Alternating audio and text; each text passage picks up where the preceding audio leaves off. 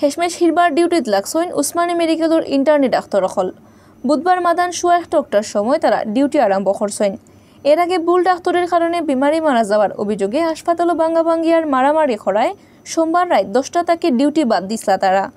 Intern চিকিৎসক পরিষদ Usmani medical college হাসপাতাল শাখার সেক্রেটারি সীমান্ত মজুমদারে কইছেন, ইন্টার্নি ডাক্তারসকলের নিরাপত্তা নিশ্চিত করার ব্যাপারে হাসপাতাল অথরিটিয়ে নানান জাতর কাম করবা করে কথা দিছেন। টান কথা দেওয়ায় তারা হিরবার ডিউটিত লাগছেন। উসমানী মেডিকেলের director brigadier general doctor Mahbubur Rahman বুইয়ায় কইছেন, ইন্টার্নি ডাক্তারসকল হিরবার কামও লাগছেন। তারা দাবি আছিল হাসপাতালের ডিউটির সময় তারা নিরাপত্তা দেওয়া। এ ব্যাপারে হাসপাতালের আনসার টিমের লগে মাত হইছে। হাসপাতালে যারা কাম করেন তারা নিরাপত্তা ব্যবস্থা আরও শক্ত করার ব্যাপারে আনসার জেলা কমান্ডর লগেও মাত হইছে। কিছু সিস্টেম চেঞ্জর লাগে আর বাক্কা জিনিস লইয়া তারা কাম করবা।